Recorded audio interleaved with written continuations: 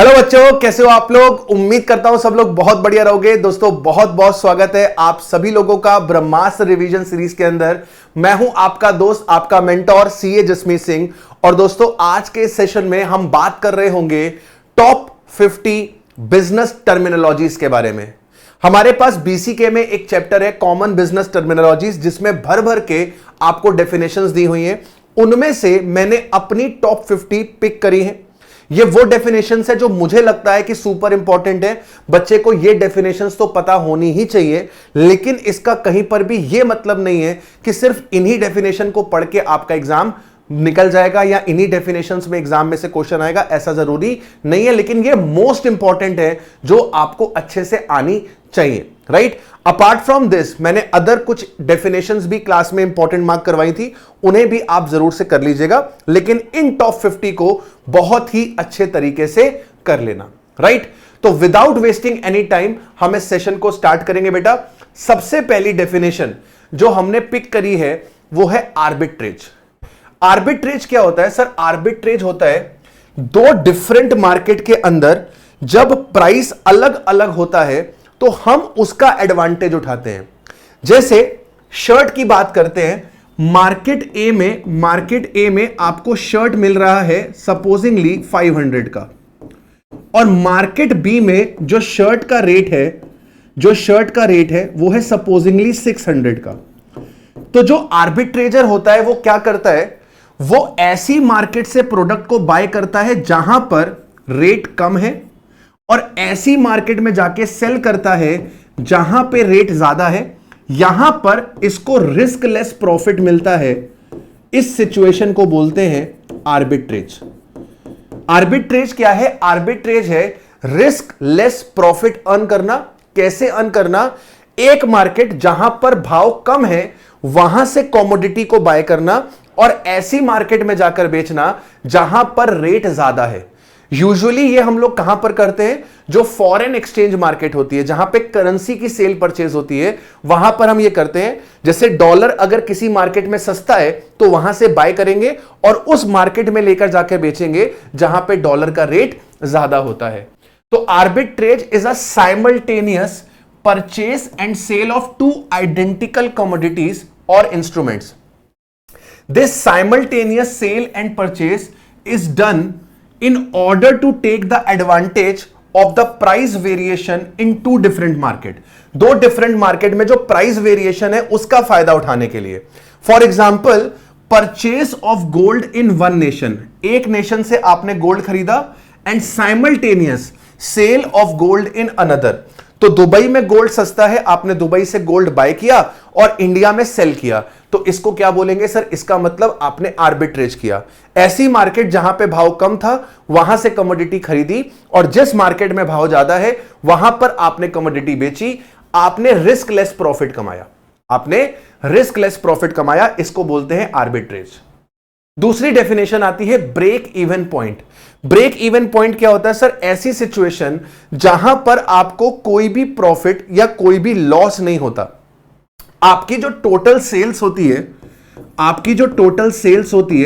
वो आपके total cost के बराबर होती है। आपकी जो टोटल सेल होती है वो आपके टोटल कॉस्ट के बराबर होती है। टोटल कॉस्ट का मतलब क्या होता है? टोटल कॉस्ट का मतलब होता है वेरिएबल कॉस्ट और फिक्स कॉस्ट। मतलब आप सेल इतनी कर पा रहे हो कि आप केवल अपनी कॉस्ट को रिकवर कर पा रहे हो। मतलब आप कोई भी प्रॉफिट जनरेट नहीं कर रहे।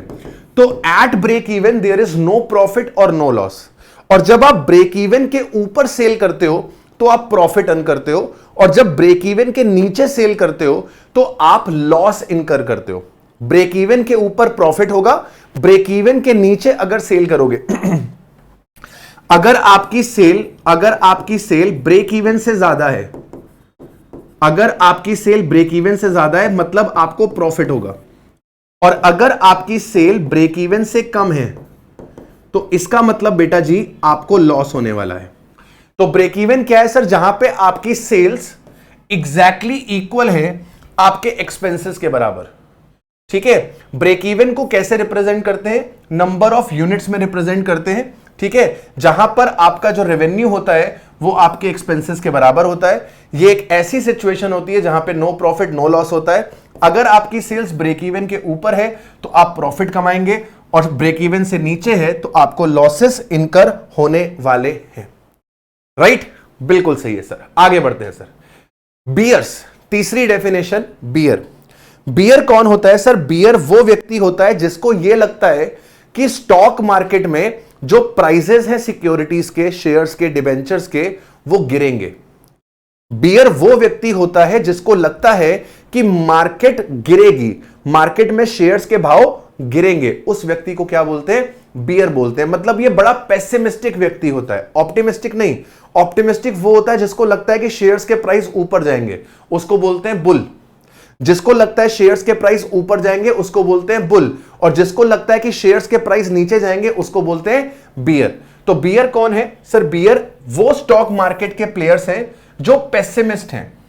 इनको लगता है कि जो शेयर के प्राइसेस हैं वो बढ़ेंगे नहीं, वो क्या करेंगे? फॉल करेंगे। वो क्या करेंगे? फॉल करेंगे।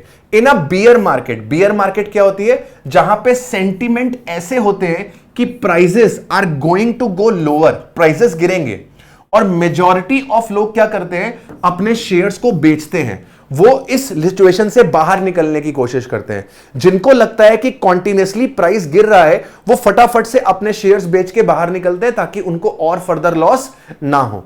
तो बियर बेसिकली वो व्यक्ति हो गया जिसको लगता है कि सर शेयर्स के भाव नीचे गिरेंगे। राइट, बुल इसका जस्ट रिवर्स हो गया।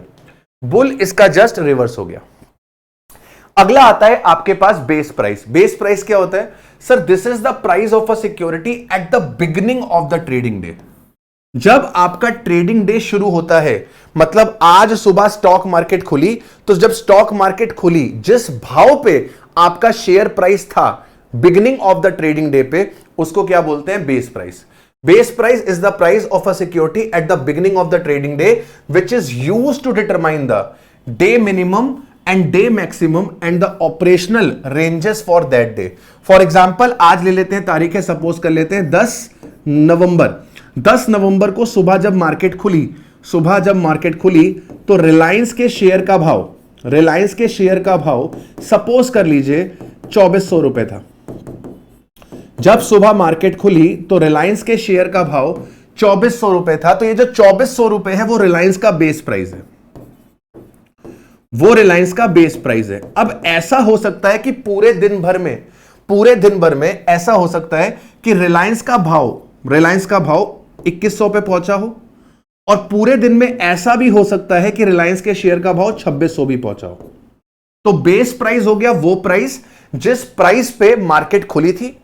अब ये प्राइस से हम मिनिमम और मैक्सिमम पता लगा सकते हैं कि बेस प्राइस से शेयर कितना नीचे गया था और बेस प्राइस से शेयर कितना ऊपर आया सेम डे के अंदर। 10 नवंबर को बेस प्राइस से कितना नीचे गया शेयर, बेस प्राइस से कितना ऊपर गया, मिनिमम और मैक्सिमम आइडेंटिफाई करने में भी काम आता है। राइट, तो मोटी मोटी चीज जो याद रखनी है वो ये याद रखनी है कि बेस प्राइस क्या होता है sir? Beginning of trading day पे जो भाव होता है उसको बोलते हैं आप बेस प्राइस। अगला आता है बदला। बदला इज इंपॉर्टेंट।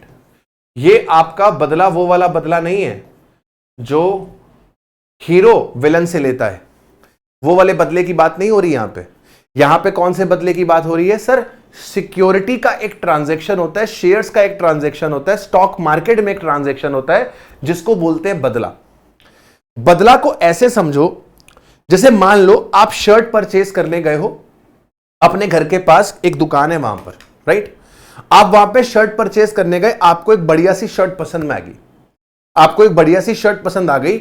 उस शर्ट का भाव था 1000 रुपए, लेकिन आपकी जेब में 1000 रुपए नहीं थे और आप चाहते हो कि यह शर्ट आपको मिल जाए और दुकानदार यह शर्ट किसी और को सेल ना करे, तो आप उसको क्या कहते हो कि भाई ये 100 रुपए पकड़ ले और यह शर्ट मेरी हो गई, मैं कल या फिर परसों बाकी के 900 रुपए लाऊंगा, तेरे को दे दूंगा और तेरे से शर्ट ले लूंगा। मतलब बदला के अंदर आपका जो डिलीवरी है और जो आपका सेटलमेंट है वो पोस्टपोन हो जाता है।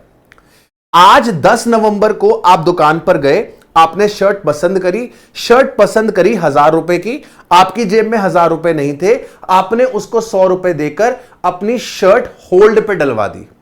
2 दिन बाद आप जाओगे, उसको 900 रुपए दोगे और उससे वो शर्ट खरीद लोगे, उस शर्ट की डिलीवरी ले लोगे।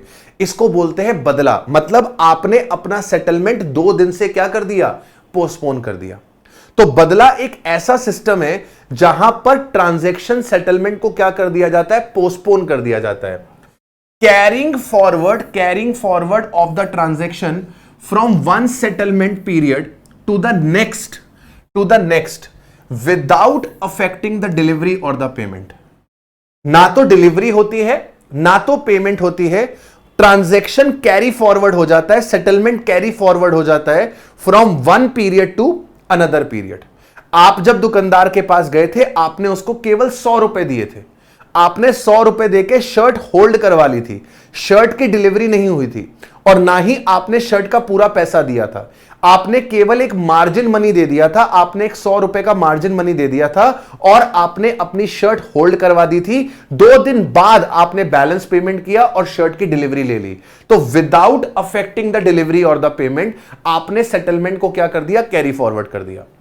The carry forward is done at the making up price which is usually the closing price of the last day of the settlement. तो कह रहा है जो सेटलमेंट होता है वो उसी प्राइस पे होता है जिस पे हमारा ट्रांजैक्शन कंक्लूड हुआ था। तो जैसे अगर मान लो आज सेटलमेंट डेट है, आज सेटलमेंट डेट है और आज शेयर का भाव 2400 रुपए है और मैं इसको 2 दिन बाद के लिए पोस्टपोन कर रहा हूं, तो प्राइस 2400 रुपए ही रहेगा, प्राइस 2400 रुपए ही रहेगा। बदला ट्रांजैक्शन के अंदर 2 चीजें इंवॉल्व होती हैं। एक मार्जिन मनी। मार्जिन मनी क्या होता है, जो 1000 रुपए आपने शर्ट के लिए थे उसमें आपने 100 रुपए देकर अपनी शर्ट होल्ड करवा ली थी। तो जो 100 रुपए आप पार्ट पेमेंट कर रहे हो ताकि वो शर्ट सेल ना करे, उसको क्या बोलते हैं, उसको बोलते हैं मार्जिन मनी। तो जैसे मान लो 2400 रुपए का शेयर है, 2400 रुपए का शेयर है, आपके पास 2400 नहीं है, आपने 200 रुपए का मार्जिन मनी दे दिया और आपने शेयर्स का सेटलमेंट पोस्टपोन करवा दिया। तो 200 is what, a margin money. इसके अलावा जो सेलर होता है सिक्योरिटी का, उसे बदला चार्जेस चाहिए होते हैं। बदला चार्जेस इज बेसिकली इंटरेस्ट। 2 दिन का वो आपसे इंटरेस्ट भी चार्ज करेगा और इसको ना हम टेक्निकल भाषा में कॉन्टेंगो बोलते हैं। क्या बोलते हैं, कॉन्टेंगो मतलब इंटरेस्ट चार्ज। अगर 2 दिन के लिए आपका ट्रांजैक्शन पोस्टपोन हो रहा है तो आपका जो सेलर होगा वो 2 दिन का आपसे क्या चाहेगा, इंटरेस्ट भी चाहेगा। तो वो आपसे 1000 रुपए तो लेगा ही लेगा, प्लस 2 दिन का इंटरेस्ट भी लेगा। और ये जो इंटरेस्ट रेट किसके बेसिस पे डिटरमाइन होता है, डिमांड एंड सप्लाई के बेसिस पे। तो उस शेयर की जो डिमांड एंड सप्लाई है, उसके बेसिस पे आपका इंटरेस्ट रेट डिसाइड हो जाएगा। मोटी मोटी चीज जो आपको समझनी है कि बदला के अंदर जो आपका ट्रांजैक्शन है वो आपका पोस्टपोन हो जाता है। सेटलमेंट की डेट जो होती है वो आगे पोस्टपोन कर दी जाती है, कैरी फॉरवर्ड कर दी जाती है।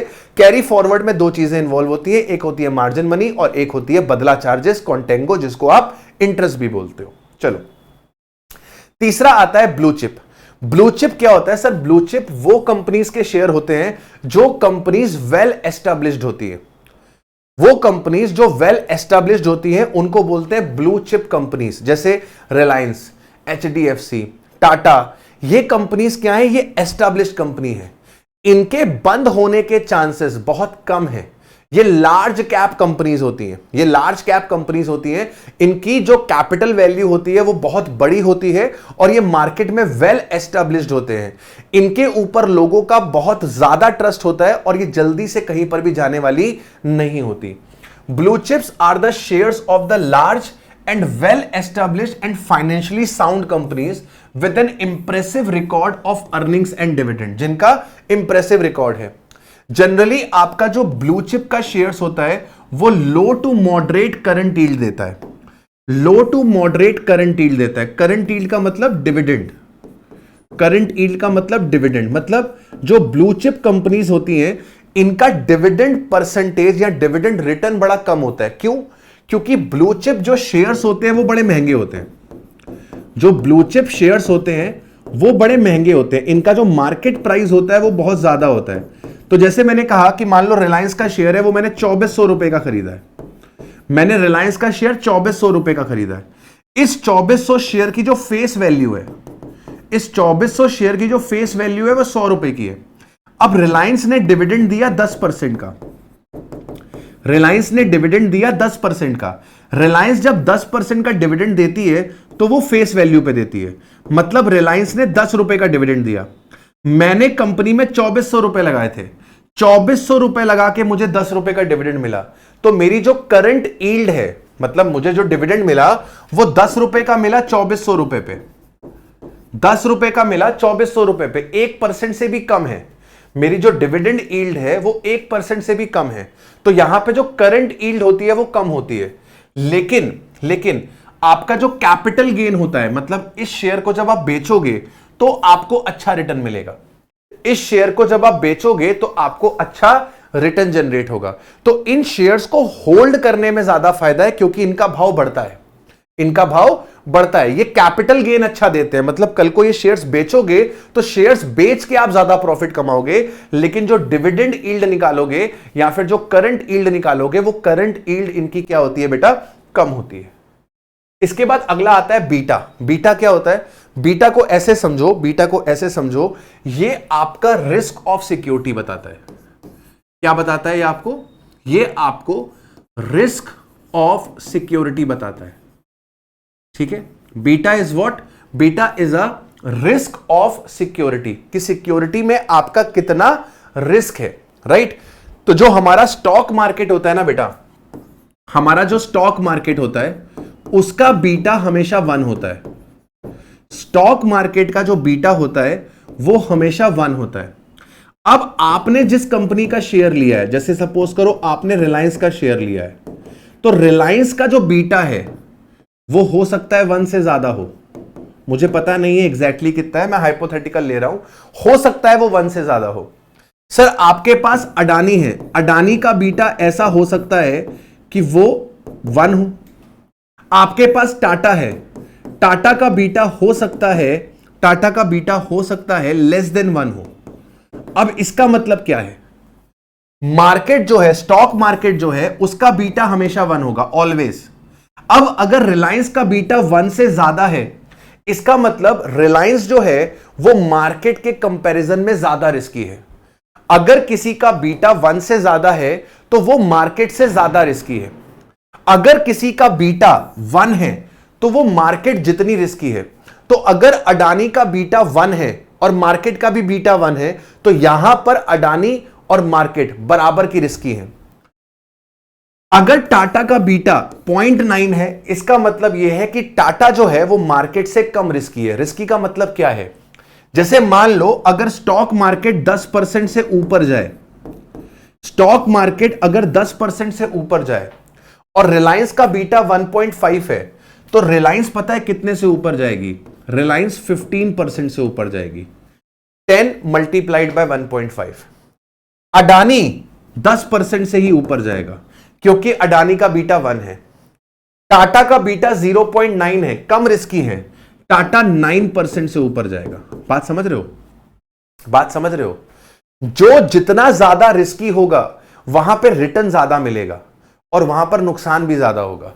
अगर मार्केट 20% से गिरती है, अगर मार्केट 20% से गिरती है, स्टॉक मार्केट में 20% गिरावट आती है, क्योंकि रिलायंस का बीटा 1.5 है, रिलायंस ज्यादा रिस्की है, रिलायंस 30% से फॉल कर जाएगी, रिलायंस 30% से फॉल कर जाएगी, 20 मल्टीप्लाइड बाय 1.5। अडानी 20% से ही फॉल करेगा, अडानी 20% से ही फॉल करेगा और टाटा 18% से फॉल करेगा। तो बेसिकली बीटा आपको क्या बता रहा है? बीटा आपको रिलेशनशिप बता रहा है, किसके बीच में? Between the stock price of any particular stock and the movement of the whole market. अगर होल मार्केट 10% ऊपर जा रही है तो रिलायंस कितना ऊपर जाएगी? अगर होल मार्केट 20% नीचे जा रही है तो रिलायंस कितना नीचे जाएगी? तो ये रिलायंस का रिलेशनशिप बता रहा है स्टॉक मार्केट के साथ, ये रिलायंस का रिलेशनशिप बता रहा है स्टॉक मार्केट के साथ। अगर रिलायंस का बीटा 1.5 है, मतलब वो मार्केट से 1.5 गुना ज्यादा रिस्की है। मार्केट 10% ऊपर जाएगी तो रिलायंस 1.5 गुना ऊपर जाएगी, यानी कि 15%। मार्केट 10% नीचे आएगी तो रिलायंस 1.5 गुना नीचे आएगी, यानी कि 15%। क्लियर? तो ये आपका बीटा क्या बताता है? रिलेशनशिप। अगला आता है कॉल। कॉल का मतलब क्या होता है? कॉल का मतलब वो फोन कॉल नहीं है। और बाबू मेरा क्या कर रहा है? मेरे बाबू ने खाना खा लिया, सॉरी मेरे बाबू ने खाना खा लिया। अब मेरा बाबू क्या कर रहा है? बाबू मुझे मिस कर रहा है क्या? नहीं, ये वो वाली कॉल नहीं है बेटा, ये वो वाली कॉल नहीं है। ये कॉल क्या है? ये कॉल है कंपनी। कंपनी जो पैसा मंगाती है अपने शेयर होल्डर से, उसको बोलते हैं call. The demand by a company, the demand by a company और any other issuer of a share for a payment, for payment. आपने पढ़ा है ना शेयर कैपिटल के अंदर फर्स्ट कॉल सेकंड कॉल। वो फर्स्ट कॉल और सेकंड कॉल क्या है? कंपनी पैसा मंगवाती है अपने शेयर होल्डर से। कंपनी पैसा मंगवाती है अपने शेयर होल्डर पे। जब कंपनी ने शेयर्स को इशू किया, जहां पर पेमेंट आपको इंस्टॉलमेंट्स पे करनी है, 25 रुपए का शेयर है, 5 रुपए आपसे एप्लीकेशन पे मांगे गए थे, 10 रुपए आपसे अलॉटमेंट पे मांगे गए थे, 5 रुपए फर्स्ट कॉल में और 5 रुपए सेकंड कॉल पे। तो जब कंपनी आपको शेयर अलॉट करती है तो 10 रुपए मांगती है। जब कंपनी फर्स्ट कॉल करती है तो 5 रुपए मांगती है, जब सेकंड कॉल करती है तो 5 रुपए मांगती है। तो डिमांड बाय अ कंपनी, ठीक है। अब ये डिमांड कैसी हो सकती है? ये डिमांड हो सकती है फॉर द फुल पेमेंट, पूरा पैसा मांग सकती है, या फिर अगर इसने इंस्टॉलमेंट पे दिया है, अगर इसने इंस्टॉलमेंट पे दिया है तो फर्दर पेमेंट मांग सकती है, फर्स्ट कॉल सेकंड कॉल, ठीक है। अगला आता है bid and offer. Bid and offer, ठीक है। बिड एंड ऑफर का मतलब क्या है? बिड का मतलब है बाइंग रेट, बिड का मतलब है बाइंग रेट, ठीक है। और ऑफर का मतलब है सेलिंग रेट, ऑफर का मतलब है सेलिंग रेट, ठीक है। बिड आपको बताता है मैक्सिमम प्राइस एट विच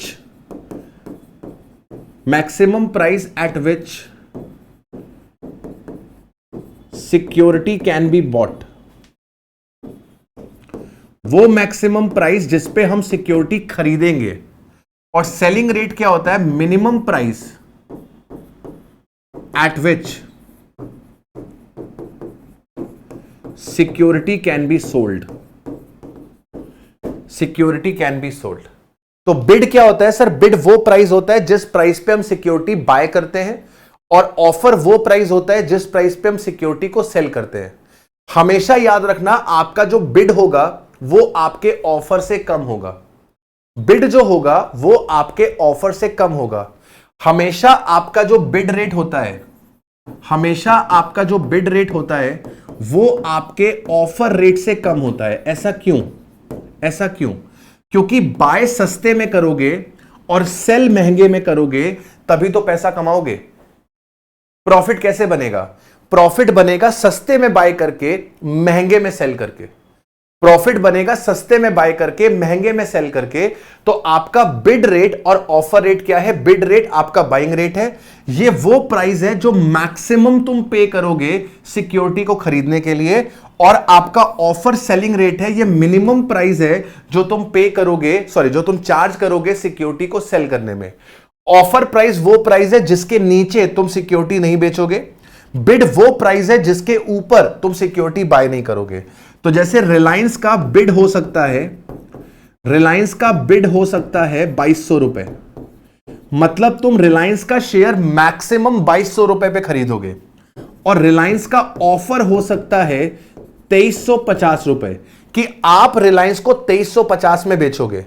2200 आपका मैक्सिमम परचेज प्राइस है, आप 2200 रुपए से ज्यादा पैसा नहीं दोगे, और 2350 आपका मिनिमम सेलिंग प्राइस है, आप 2350 से नीचे नहीं बेचोगे।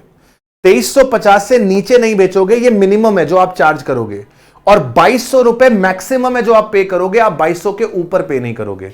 तो बिड हमेशा ऑफर से क्या होता है बेटा? कम होता है, तभी आपको प्रॉफिट मिलता है। Bid is the price at which the market maker buys from the investor, and offer is the price at which offers to sell the stock to the investor. The offer is higher than the bid. आपका offer हमेशा bid से क्या होगा? ज्यादा होगा। तो bid rate offer rate से हमेशा कम होगा, ठीक है। आप सस्ते में खरीदोगे और महंगे में बेचोगे, इसको याद रखना। अगला आता है आपके पास कॉल ऑप्शन। कॉल ऑप्शन क्या होता है सर? कॉल ऑप्शन क्या होता है? सर कॉल ऑप्शन आपके पास है right to buy. Call option is what? Right to buy. आपके पास कोई चीज खरीदने का अधिकार है, आपके पास कोई चीज खरीदने का अधिकार है। ठीक है बेटा, मेरी हिंदी थोड़ी सी खराब है इसलिए माफ करना। ठीक है, आपका call option is what? Call option is खरीदने का अधिकार, राइट टू बाय। ठीक है, जैसे अब इसका मैं आपको ट्रांजैक्शन बताता हूं, मैं आपको इसका ट्रांजैक्शन बताता हूं। मान लो आप मेरे साथ एक कॉन्ट्रैक्ट में आते हो, आप मेरे साथ एक कॉन्ट्रैक्ट में आते हो, मैं आपको क्या कर रहा हूं? कॉल ऑप्शन बेच रहा हूं। मैं आपको क्या कर रहा हूं? कॉल ऑप्शन बेच रहा हूं। Mister J, mister S, mister student को, ठीक है, मिस्टर जे मिस्टर एस को कॉल ऑप्शन सेल कर रहे हैं। कॉल ऑप्शन सेल कर रहा हूं, समझना मेरी बात को। कॉल ऑप्शन सेल करने का मतलब क्या होता है कि मैं तुमको राइट बेच रहा हूं सिक्योरिटी खरीदने का। मैं तुमको सिक्योरिटी बोले तो शेयर्स, मैं तुमको शेयर्स खरीदने का राइट दे रहा हूं, अधिकार दे रहा हूं। ठीक है, जब मैं तुम्हें कॉल ऑप्शन बेचता हूं तो मैं तुमसे बदले में प्रीमियम चार्ज करता हूं। मैं बदले में तुमसे प्रीमियम चार्ज करता हूं। मैं बदले में तुमसे प्रीमियम चार्ज करता हूं। कॉल ऑप्शन जब बिकेगा तो मैं बदले में आपसे प्रीमियम लूंगा। अब ये कॉल ऑप्शन किस चीज का था? ये कॉल ऑप्शन था 100 रिलायंस शेयर का। मतलब मैंने आपको राइट दिया है कि आप मेरे से 100 रिलायंस शेयर खरीद सकते हो। हमने इसका प्राइस सेट किया है जिसको हम स्ट्राइक प्राइस बोलते हैं। हमने इसका प्राइस सेट किया है, सपोज कर लेते हैं 2400 रुपए। तो मैंने आपको राइट दिया है कि आप 2400 रुपए पर शेयर, 2400 रुपए पर शेयर पे मेरे से रिलायंस के 100 शेयर खरीद सकते हो। और इसकी जो डेट है, एक्सरसाइज डेट है, वो है आफ्टर 3 मंथ्स। वो है आफ्टर 3 मंथ्स। आफ्टर 3 मंथ्स मैं डेट डाल देता हूं, सपोजिंगली 10 फरवरी 2024। तो 10 फरवरी 2024 को आप मेरे पास आके मेरे से 100 रिलायंस शेयर खरीद सकते हो 2400 रुपए पे। आज आप और मैं एक कॉन्ट्रैक्ट में चले गए हैं। 3 महीने बाद रिलायंस का शेयर कुछ भी हो, रिलायंस का शेयर 2100 हो, रिलायंस का शेयर 2200 हो, रिलायंस का शेयर 2400 हो, रिलायंस शेयर 2500 हो, रिलायंस का शेयर 2600 का हो, आप मेरे से यह शेयर खरीद सकते हो 2400 रुपए में।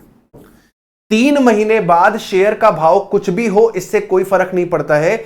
आप मेरे पास आके मेरे से 100 रिलायंस शेयर 2400 रुपए पे खरीदोगे।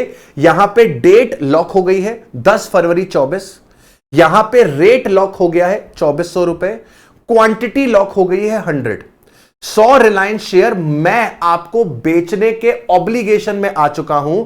मैं 100 रिलायंस शेयर आपको बेचने के ऑब्लिगेशन में आ चुका हूं 2400 रुपए पे। कौन सी डेट को? 10 फरवरी 24 को, 10 फरवरी 24 को। और ऐसा करने के लिए मैंने आपसे प्रीमियम चार्ज किया है 50 रुपीज पर शेयर। मैंने आपसे हर शेयर का 50 रुपए प्रीमियम चार्ज किया है, हर शेयर का 50 रुपए प्रीमियम चार्ज किया है। और आपको यह वादा दे दिया है, यह ऑब्लिगेशन दे दी है कि आप अगर शेयर खरीदने आओगे तो मैं आपको 2400 में शेयर बेचूंगा। अब समझना मेरी बात को। 3 महीने बाद क्या हो सकता है? 3 महीने बाद ऐसा हो सकता है कि रिलायंस का शेयर 3 महीने बाद 2900 रुपए का हो गया। 3 महीने बाद रिलायंस का शेयर 2900 का हो गया। तो आप मेरे पास आकर यह शेयर खरीदोगे कितने रुपए में? 2400 रुपए में। आप मेरे पास आओगे और आप मुझे कहोगे जसमीत सर, आपने हमसे वादा किया था कि आप हमको 2400 रुपए में शेयर बेचोगे, तो आप हमको वो शेयर दो। 3 महीने बाद मार्केट में भाव शेयर का 2900 चल रहा है, लेकिन मैं बेवकूफ आपके साथ एक कॉन्ट्रैक्ट में जा चुका हूं जहां पर मुझे आपको यह शेयर 2400 में देना पड़ेगा। तो आपका यहां पर सीधे सीधे 500 रुपए पर शेयर का प्रॉफिट है। आप मेरे से 2400 रुपए का शेयर खरीदोगे और मार्केट में जाके 2900 रुपए का बेच दोगे, आपका 500 रुपए का प्रॉफिट हो जाएगा। उस 500 रुपए में से 50 रुपीज के प्रीमियम के काट लेना, नेट प्रॉफिट आपको 450 का हो जाएगा। अगर सर रिलायंस का शेयर 2900 की जगह अगर रिलायंस का शेयर 2100 रुपए हो गया, तो क्या आप मेरे पास रिलायंस का शेयर खरीदने आओगे? नहीं, आपके पास खरीदने का अधिकार है। You have call option. Option मतलब मर्जी, ऑप्शन मतलब मर्जी। हम खरीदे ना खरीदे हमारी मर्जी। तो अगर रिलायंस का भाव 2100 रुपए हो जाएगा तो अब आप मेरे पास नहीं आओगे कि जसमीत सर हमको 2400 रुपए में शेयर बेचो। आप अपना 300 रुपए का नुकसान थोड़े ना करोगे। मार्केट में अगर 2100 का शेयर है तो आप मेरे से 2400 में क्यों खरीदोगे? आप मार्केट से ही खरीदोगे, आप अपने कॉल ऑप्शन को एक्सरसाइज नहीं करोगे। तो call option is basically what? It gives you the right to buy the security. It gives you right to buy the security. और आप ये राइट कब एक्सरसाइज करते हो? जब मार्केट का भाव आपके स्ट्राइक प्राइस से क्या होगा? ज्यादा होगा। जब मार्केट का भाव आपके स्ट्राइक प्राइस से ज्यादा होगा तब आप ये राइट एक्सरसाइज करोगे। आप महंगी चीज 2900 रुपए की चीज मेरे से 2400 रुपए में खरीदोगे। महंगी चीज आप सस्ते में खरीदोगे, तभी आपको प्रॉफिट बनेगा। इसको बोलते हैं कॉल ऑप्शन। इसी का विपरीत आता है बेटा, इसी का विपरीत आता है, अपोजिट आता है पुट ऑप्शन। इसी का विपरीत आता है पुट ऑप्शन। पुट ऑप्शन में क्या होता है सर? पुट ऑप्शन में आपके पास राइट टू सेल होता है। पुट ऑप्शन में आपके पास राइट टू सेल होता है। जैसे मान लो मिस्टर जे ने आपको पुट ऑप्शन बेचा, मैंने आपको पुट ऑप्शन बेचा, मैंने आपको पुट ऑप्शन बेचा। Put option is what? Put option is right to sell. Call option था right to buy. Call option कब खरीदते हैं? जब हमें शेयर्स चाहिए हो। पुट ऑप्शन कब खरीदते हैं? जब हमें शेयर्स बेचने हो। तो put option is right to sell. Right to sell मतलब आपके पास बेचने का अधिकार है। आपके पास बेचने का अधिकार है। ठीक है बेटा, आपके पास क्या है सर? आपके पास बेचने का अधिकार है। तो मैंने आपको पुट ऑप्शन सेल किया और मैंने आपसे 50 रुपीज का प्रीमियम चार्ज कर लिया। मैंने आपसे प्रीमियम चार्ज कर लिया 50 रुपीज का। ठीक है, मैंने आपसे 50 रुपए का प्रीमियम चार्ज कर लिया पर शेयर। अब ये पुट ऑप्शन में क्या था? पुट ऑप्शन में मैंने आपको राइट टू सेल दिया था। मैंने आपको राइट टू सेल दिया था 200 अडानी के शेयर्स। अडानी के शेयर्स at rupees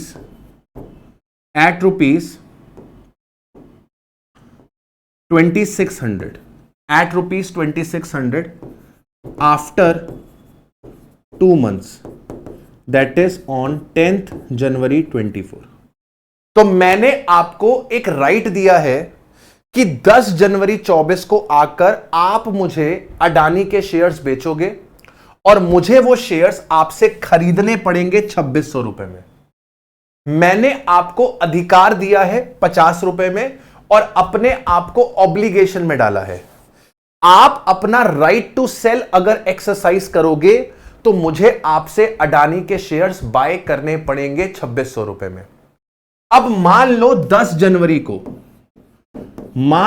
जनवरी को अडानी के शेयर का भाव अगर मार्केट में 2900 रुपीस चल रहा है, अगर 10 जनवरी को भाव 2900 चल रहा है, तो क्या आप मेरे पास आके मुझे 2600 रुपए में शेयर बेचोगे? नहीं। जब मार्केट में भाव 2900 का चल रहा है तो आप मुझे 2600 रुपए में शेयर क्यों बेचोगे? आप अपना राइट टू सेल एक्सरसाइज नहीं करोगे, आप मार्केट में जाके शेयर बेचोगे। लेकिन अगर भाव 2900 की जगह मार्केट में भाव 2100 चल रहा है तो आपके पास एक बेवकूफ इंसान तैयार है जो आपसे 2600 रुपए में शेयर खरीद सकता है। मार्केट में बेचोगे तो 2100 रुपए मिलेंगे, मुझको बेचोगे तो 2600 रुपए मिलेंगे, तो आप अपना राइट टू सेल क्या करोगे, एक्सरसाइज करोगे। जब आपका मार्केट का प्राइस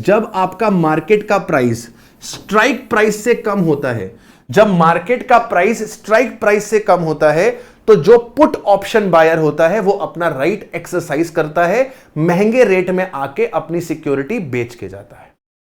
ठीक है, इसमें जिस भाव पे एग्रीमेंट हुआ है इसको हम स्ट्राइक प्राइस बोलते हैं, इसको स्ट्राइक प्राइस बोलते हैं। जिस डेट पे सेटलमेंट होगा इसको एक्सरसाइज डेट बोलते हैं, इसको एक्सरसाइज डेट बोलते हैं। ठीक है जी, चलिए इसके बाद अगला आता है आपके पास कैपिटल बजटिंग। कैपिटल बजटिंग क्या होता है कि सर अगर आप कोई भी इन्वेस्टमेंट करते हो तो आप उस इन्वेस्टमेंट को पहले एनालाइज करते हो, आप उस इन्वेस्टमेंट का आउटफ्लो चेक करते हो और आप उस इन्वेस्टमेंट का इनफ्लो चेक करते हो। आप आउटफ्लो की प्रेजेंट वैल्यू निकालते हो और आप इनफ्लो की प्रेजेंट वैल्यू निकालते हो, आप इनफ्लो की प्रेजेंट वैल्यू निकालते हो और चेक करते हो कि अगर आपका प्रेजेंट वैल्यू ऑफ इनफ्लो आपके प्रेजेंट वैल्यू ऑफ आउटफ्लो से ज्यादा है तभी आप उस प्रोजेक्ट में पैसा लगाते हो, अदरवाइज आप पैसा नहीं लगाते। इसको बोलते हैं कैपिटल बजटिंग। आप अपने इन्वेस्टमेंट को एनालाइज करते हो कि ये इन्वेस्टमेंट हमको बेनिफिट देगी कि ये इन्वेस्टमेंट हमको बेनिफिट नहीं देगी। जैसे रिलायंस ने जियो स्टार्ट करने से पहले एक प्रॉपर कैपिटल बजटिंग करा होगा कि यार हम 1 लाख करोड़ रुपए इन्वेस्ट कर रहे हैं, हम जियो फाइबर बिछा रहे हैं पूरे इंडिया में, 2 साल तक हमने सर्विसेज भी फ्री देनी है ना, और क्या हम ये 1 लाख करोड़ रुपए की इन्वेस्टमेंट को रिकवर कर पाएंगे कि नहीं कर पाएंगे, हमारा क्या क्या आउटफ्लो होगा, क्या क्या इनफ्लो होगा। मोटा भाई ने प्रॉपर एनालिसिस किया होगा, प्रेजेंट वैल्यू ऑफ इनफ्लो उनको ज्यादा मिली होगी प्रेजेंट वैल्यू ऑफ आउटफ्लो से, तभी उन्होंने इसको ओके किया होगा और जियो स्टार्ट किया होगा। तो कैपिटल बजटिंग क्या है सर, ये अपना एक प्रोसेस है जिसमें आप अपना एक्सपेंडिचर प्लान करते हो on assets whose cash flows are expected to be extend beyond 1 year।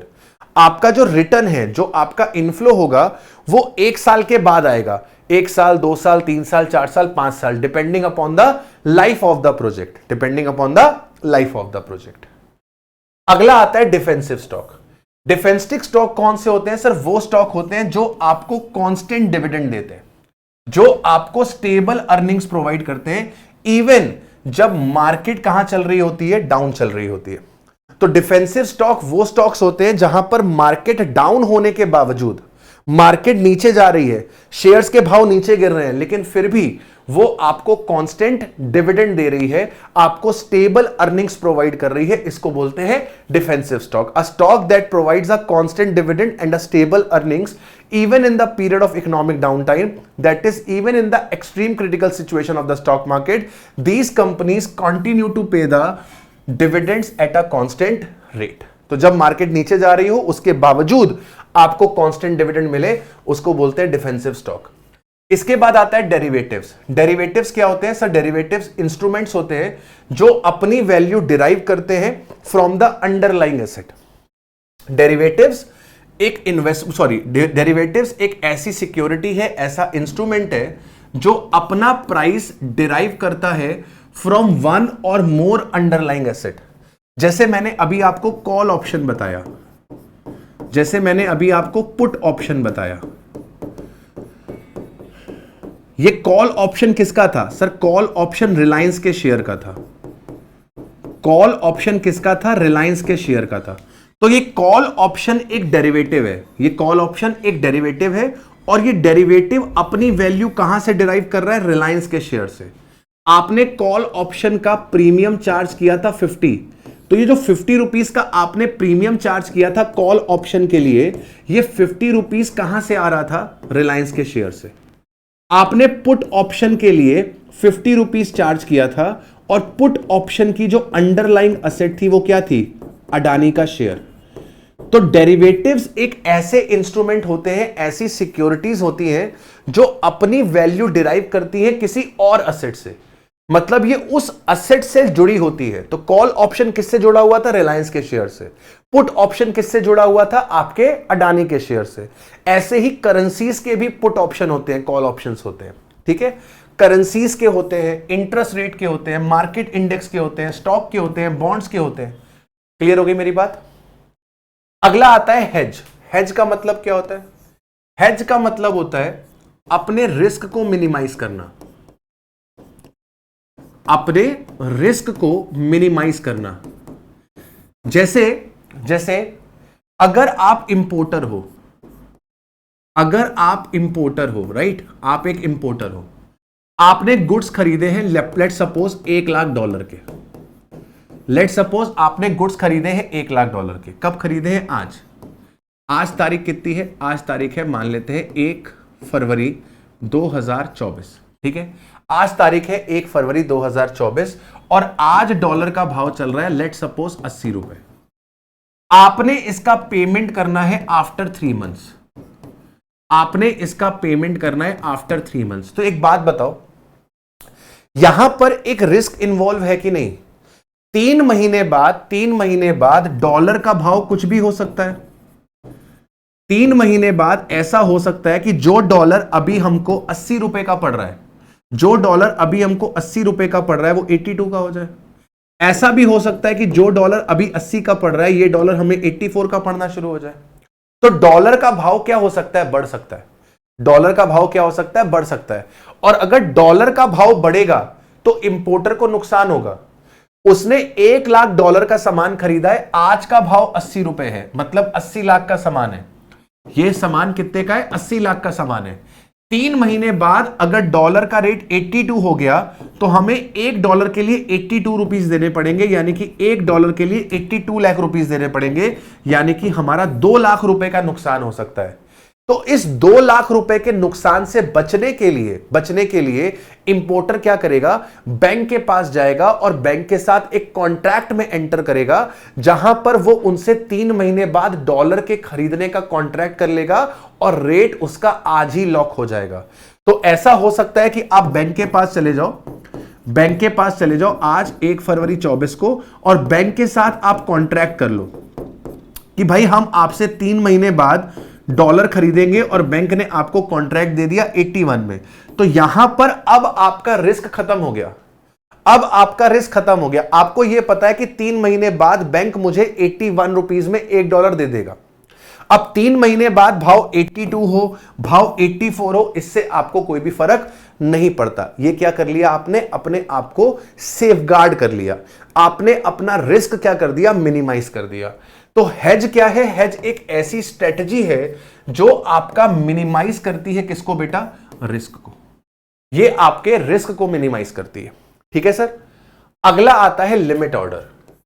Limit order क्या होता है? जब भी आप सिक्योरिटी बाय या सेल करते हो तो आप अपना ऑर्डर लिमिट कर सकते हो। मतलब जैसे आपको रिलायंस का शेयर खरीदना है, तो आप ब्रोकर को यह बोल सकते हो कि भाई मिनिमम मैं रिलायंस के शेयर के लिए 2400 रुपए दूंगा, और मैक्सिमम मैं रिलायंस के शेयर के लिए 2450 रुपए दूंगा। तो आपका ब्रोकर रिलायंस का शेयर खरीदेगा 2400 से 2500 की रेंज में। आपका ब्रोकर आपका शेयर खरीदेगा 2400 से 2500 की रेंज में। 2400 से नीचे नहीं खरीदेगा और 2450 के ऊपर नहीं खरीदेगा। इसको क्या बोलते हैं? लिमिट।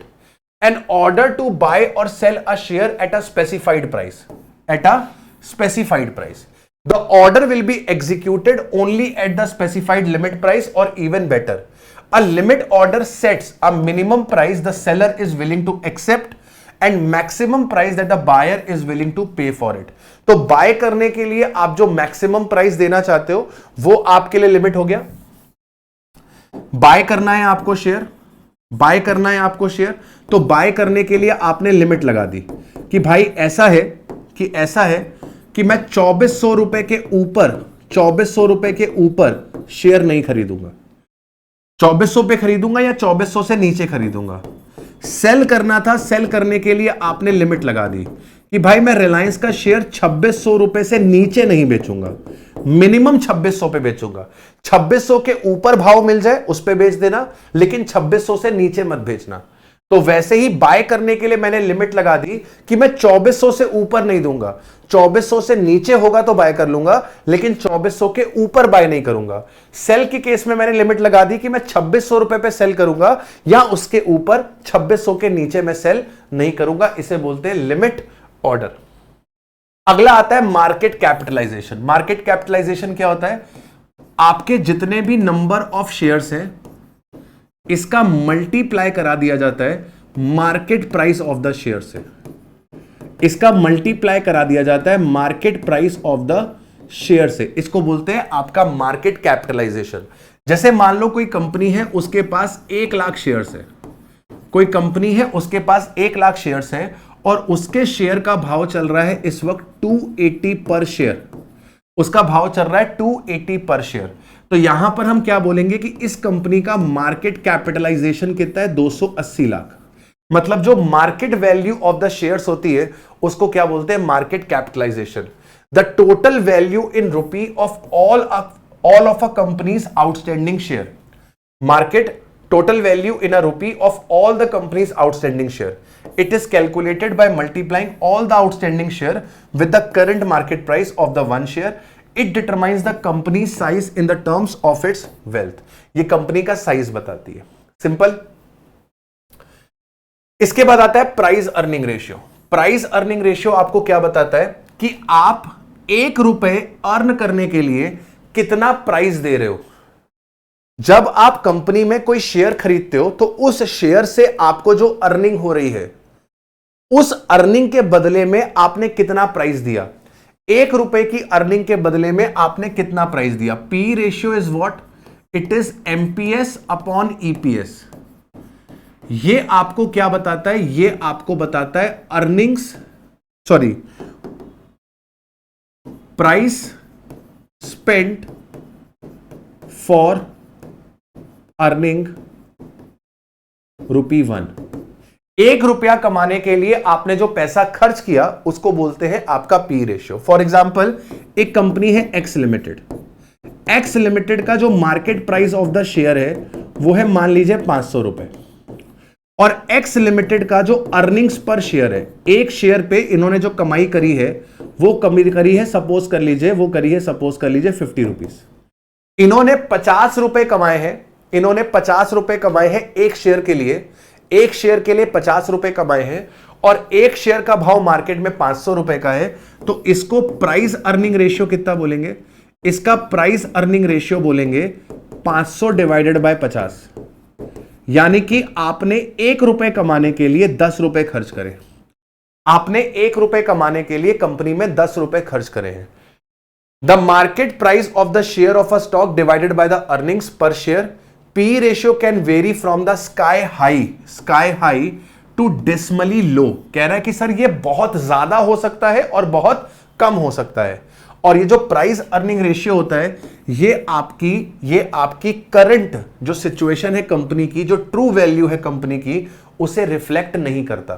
पी रेशियो बस आपको इतना बताता है कि आपने 1 रुपए लगाकर कंपनी में कितने का इनकम जनरेट किया। आपने 1 रुपए की कमाई करने के लिए कितना पैसा खर्च किया। 1 रुपए की कमाई करने के लिए कितना पैसा खर्च किया, उसको बोलते हैं पी रेशियो। ठीक है। पुट ऑप्शन मैंने आपको बता दिया। रिटर्न ऑन इन्वेस्टमेंट, ये आपको पता है हमने जो पैसा इन्वेस्ट किया है कंपनी में, जो टोटल कैपिटल एम्प्लॉयड है हमारी कंपनी में, उस टोटल कैपिटल एम्प्लॉयड पे हमने जो प्रॉफिट कमाया है उसको बोलते हैं return on investment. ROI means ROI measures the effectiveness and the efficiency with which manager uses the resources available to them. It is expressed as a percentage. Return on equity. Return on equity, usually it is a net profit after tax divided by the shareholder. Return on invested capital is usually net profit after tax plus interest paid on the long-term debt divided by the equity plus the long-term debt. Return on asset used is usually the operating profit divided by the assets used to produce the profit. तो basically इसने 3 आपको चीजें बता दी है। एक इसने return on equity बता दी है। रिटर्न ऑन इक्विटी क्या होता है? रिटर्न ऑन इक्विटी होता है profit after tax divided by total equity. Divided by equity. ठीक है, एक हो गया रिटर्न ऑन इक्विटी। एक होता है आपका return on investment. Return on investment क्या होता है सर? आपका net profit after tax, net profit after tax plus interest, जिसको आप earnings after tax but before interest भी बोलते हो, डिवाइडेड बाय कैपिटल एम्प्लॉयड। और कैपिटल एम्प्लॉयड की जब हम बात करते हैं तो कैपिटल एम्प्लॉयड में क्या क्या आता है सर? कैपिटल एम्प्लॉयड के अंदर आपका जो शेयर होल्डर फंड होता है वो आता है। शेयर होल्डर फंड में क्या क्या आता है? शेयर कैपिटल आती है, रिजर्व्स एंड सरप्लस आता है। इसके अलावा जो आपकी लॉन्ग टर्म लायबिलिटीज होती हैं वो आपके कैपिटल एम्प्लॉयड का पार्ट बनती है। इसके बाद होता है रिटर्न ऑन असेट्स। इसके बाद आता है return on asset. Return on asset क्या होता है? आपका जो प्रॉफिट आफ्टर टैक्स है, आपका जो प्रॉफिट आफ्टर टैक्स है, इसको डिवाइड कर देते हैं आपकी टोटल असेट से। ठीक है, इसको डिवाइड कर देते हैं आपकी टोटल असेट से। क्लियर? चलिए अगला टर्म आता है बच्चों रिस्क। रिस्क क्या होता है सर? रिस्क ये है कि आपने जो पैसा इन्वेस्ट किया है शेयर्स के अंदर, सिक्योरिटीज के अंदर, वो पैसा डूब जाएगा। आपने किसी कंपनी का शेयर खरीदा है 500 रुपए का, आपकी वो 500 रुपए की इन्वेस्टमेंट जीरो हो सकती है। इस चीज का रिस्क है, इस चीज का रिस्क है। तो रिस्क क्या है? A probable chance of investment actual return will be reduced then as calculated. आपने जो रिटर्न कैलकुलेट किया है उस रिटर्न से आपको कम रिटर्न मिलेगा, इसका भी एक चांस है, इसका भी एक रिस्क है। हम स्टॉक मार्केट के अंदर रिस्क को दो तरीके से दिखाते हैं। एक हम दिखाते हैं इसको बीटा से, और एक हम इसको दिखाते हैं स्टैंडर्ड डेविएशन से। दो तरीके से रिस्क को दिखाया जाता है। एक दिखाया जाता है बेटा बीटा से, जो अभी थोड़ी देर पहले हमने पढ़ा, और एक दिखाया जाता है आपका स्टैंडर्ड डेविएशन से। जिस भी सिक्योरिटी का स्टैंडर्ड डेविएशन हाई होगा वहां पर रिस्क भी ज्यादा होगा। जिसका स्टैंडर्ड डेविएशन कम होगा उसका रिस्क भी क्या होगा राजा बेटा? कम होगा। ठीक है, risk is usually measured by calculating the standard deviation. आप स्टैंडर्ड डेविएशन निकालते हो और स्टैंडर्ड डेविएशन से आप रिस्क को पता लगाते हो। Standard deviation is directly proportional to the degree of the risk associated. तो जितना ज्यादा स्टैंडर्ड डेविएशन होगा उतना ज्यादा रिस्क होगा, जितना कम स्टैंडर्ड डेविएशन होगा उतना कम आपका रिस्क होगा। अगला आता है स्टॉक स्प्लिट। स्टॉक स्प्लिट क्या होता है? जब कंपनी अपने शेयर्स को स्प्लिट कर देती है, अपने नंबर ऑफ शेयर्स को इंक्रीज कर देती है, इसको बोलते हैं स्टॉक स्प्लिट। जैसे मान लीजिए कोई कंपनी है, let's say x limited. X limited के एक शेयर का जो भाव है वो है, सपोज कर लो 2500 रुपए। तो कंपनी क्या कर सकती है? कंपनी अपने इस एक शेयर को दो शेयर में कन्वर्ट कर सकती है, और वो हर शेयर की कीमत कितने की हो जाएगी? 1250। 1250। तो अगर आपके पास मान लो एक्स लिमिटेड के, अगर मान लो आपके पास एक्स लिमिटेड के 500 शेयर्स पड़े हैं और कंपनी अपने शेयर को स्प्लिट कर देती है 1:2, एक शेयर को दो में बदल देती है, एक शेयर को दो में बदल देती है, तो अब आपके पास जो शेयर्स हैं वो 500 की जगह कितने हो जाएंगे? आपके पास शेयर्स 500 की जगह 1000 हो जाएंगे। पहले इन 500 शेयर्स की वैल्यू 2500 रुपए से निकल रही थी, लेकिन अब इन 1000 शेयर्स की वैल्यू किसके बेसिस पे निकलेगी? 1250 के बेसिस पे निकलेगी। आपकी ओवरऑल इन्वेस्टमेंट वैल्यू सेम रहती है। आपकी ओवरऑल इन्वेस्टमेंट वैल्यू क्या रहती है? सेम रहती है। तो अर्लियर आपके पास 500 शेयर्स थे, हर शेयर 2500 रुपए का था, हर शेयर 2500 रुपए का था, यानी कि 500 इंटू 2500, आपके पास वैल्यू आ रही है 12,50,000 रुपए की।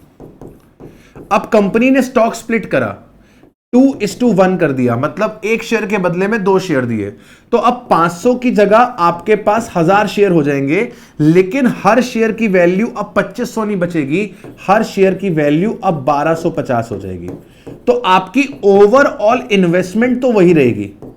आपके पास पहले भी 12,50,000 के शेयर्स थे, अब भी आपके पास 12,50,000 के शेयर्स हैं। द ओनली थिंग इज कि आपके नंबर ऑफ शेयर्स इंक्रीज हो जाएंगे, जो कि पहले 500 थे और अब 1000 हो गए हैं। An attempt to increase the number of shares, an attempt to increase the number of shares of a company by splitting the existing shares. It is usually done to increase the availability of the shares in the market. Market में shares की availability बढ़े, इसके लिए किया जाता है. Usually आपका जो स्प्लिट होता है वो 2:1 में होता है या फिर 3:1 में होता है, लेकिन ऐसा जरूरी नहीं है कि यही रेशियो यूज होगा, कोई और रेशियो भी यूज हो सकता है, लेकिन जनरली जो रेशियोज इस्तेमाल होते हैं वो यही वाले होते हैं. इसके बाद आता है थिन मार्केट. थिन मार्केट क्या होती है? सर, जहां पर नंबर ऑफ बायर्स कम है और सेलर ज्यादा है. जहां पर नंबर ऑफ बायर्स कम है, सेलर ज्यादा है, उस मार्केट को थिन मार्केट बोलते हैं. A market in which there are comparatively low number of bids. Bids का मतलब खरीदना, लो नंबर ऑफ बिड्स मतलब आपके पास लो बायर है. लो बायर कह लो या लेस बायर कह लो, कि आपके पास लेस बायर है. लेस बायर है to buy and offers to sell as compare to offers to sell. मतलब आपके पास सेलर्स ज्यादा है, आपके पास सेलर ज्यादा है, मोर सेलर्स है बट लेस बायर है. इस मार्केट को क्या बोलते हैं? Thin market. Since the number of transaction is low, क्योंकि आपके पास बायर कम है तो नंबर ऑफ ट्रांजैक्शंस भी कम होंगे. यहां पर प्राइसेस जो होते हैं बहुत वोलेटाइल होते हैं. वोलेटाइल का मतलब क्या होता है? फ्लक्चुएशन. वोलेटाइल का मतलब क्या होता है? फ्लक्चुएशंस. मतलब आपका प्राइस बहुत तेजी से ऊपर नीचे ऊपर नीचे ऊपर नीचे होता है. बहुत तेजी से प्राइस आपका ऊपर नीचे होता है, इसको बोलते हैं वोलेटिलिटी. इसका बाद आता है yield to call. Yield to call क्या होता है? जैसे मान लो आपके पास डिबेंचर्स हैं या बॉन्ड्स हैं. आपने बॉन्ड खरीदे थे ईयर 0 पे, 1000 बॉन्ड खरीदे थे. आपने 1000 बॉन्ड खरीदे थे एट रुपीस मान लीजिए 50 पर बॉन्ड. इन बॉन्ड की मैच्योरिटी होनी थी ईयर 5 पे. इन बॉन्ड की मैच्योरिटी होनी थी ईयर 5 पे, लेकिन कंपनी ने क्या किया? कंपनी ने ईयर 3 में ही रिडम्पशन कर दिया. क्या कंपनी ऐसा कर सकती है? कर सकती है. कंपनी के पास ऑप्शन होता है. कंपनी ने जब बॉन्ड इशू करे होंगे तो कंपनी ने आपको यह बोला होगा कि भाई देख, इसकी मैच्योरिटी 5 साल की है, लेकिन हम चाहें तो आपसे बॉन्ड पहले भी वापस मांग सकते हैं. मतलब हम आपका बॉन्ड पहले भी रिडीम कर सकते हैं, अर्ली रिडम्पशन कर सकते हैं. Yield to call, early redemption कर सकते हैं. तो ईयर 0 से ईयर 3 तक आपने जो रिटर्न जनरेट किया है, ईयर 0 से ईयर 3 तक आपने जो रिटर्न जनरेट किया है, इसको बोलते हैं यील्ड टू कॉल. यील्ड का मतलब क्या होता है? रिटर्न. यील्ड टू कॉल मतलब कि आपकी कॉल डेट तक, रिडम्पशन डेट तक आपका जो रिटर्न आया है उसको बोलते हैं yield to call. The rate of return earned on a bond if it is called before its maturity date. अगर आपका बॉन्ड मैच्योरिटी डेट से पहले कंपनी रिडीम कर दे, अगर आपका बॉन्ड मैच्योरिटी डेट से पहले कंपनी रिडीम कर दे, तो जो रिडम्पशन डेट तक आपने रिटर्न जनरेट किया है, उस रिटर्न को क्या बोलते हैं बेटा? यील्ड टू कॉल बोलते हैं. अब अगली आती है आपके पास मार्केटिंग टर्मिनोलॉजी, और मार्केटिंग टर्मिनोलॉजी में आपके पास जो पहला टर्म निकल कर आ रहा है वो आ रहा है ब्रांड इक्विटी. ब्रांड इक्विटी का मतलब क्या होता है कि सर आपका जो ब्रांड है उसकी वैल्यू क्या है? आपका जो ब्रांड है उसकी वैल्यू क्या है? Brand equity is based on the extent to which brand has high brand loyalty, name awareness, perceived quality and strong product association. जैसे आपका प्रोडक्ट के लिए अगर कस्टमर लॉयल है, जैसे एप्पल का जो प्रोडक्ट है उसके कस्टमर्स बड़े लॉयल हैं. जो व्यक्ति एक बार एप्पल का प्रोडक्ट ले लेता है वो बहुत जल्दी एप्पल का प्रोडक्ट से दूसरे प्रोडक्ट पे स्विच नहीं करता, वो उसी इकोसिस्टम पे रहता है. मुझे पहले ये बड़ी अजीब सी बात लगती थी कि यार ये कैसे हो सकता है, लेकिन जब मैंने इसको यूज करना शुरू किया तो मुझे भी रियलाइज हुआ नहीं यार कि एप्पल का जो प्रोडक्ट है वो बाकियों से बढ़िया है, और इनके प्रोडक्ट का आपस में एक इकोसिस्टम है. इकोसिस्टम मतलब चीजें आपस में सिंक हो जाती हैं. आप आईपैड पे कुछ कर रहे हो तो वो चीजें आपके मैकबुक के साथ भी जुड़ी हुई हैं, आपके आईफोन के साथ भी जुड़ी हुई हैं. मतलब ये तीनों के तीनों डिवाइसेस आपस में इंटरकनेक्टेड हैं. अब तो इनका आई वॉच भी आ गया है, इनके पास वो भी आ गए हैं आपके TWS। तो ये सारी की सारी चीजें आपस में क्या रहती है, सिंक में रहती हैं। ये सारी की सारी चीजें आपस में सिंक में रहती हैं, मतलब ब्रांड लॉयल्टी है। तो ब्रांड इक्विटी का मतलब क्या हो गया कि कस्टमर आपके ब्रांड को कितना अच्छा मानते हैं, कितना लॉयल है आपके साथ। जब वो आपके ब्रांड का नाम सुनते हैं तो उनके दिमाग में क्या आता है, क्वालिटी। इसको बोलते हैं ब्रांड इक्विटी, कि आपके ब्रांड ने अपनी वैल्यू बना ली है मार्केट में।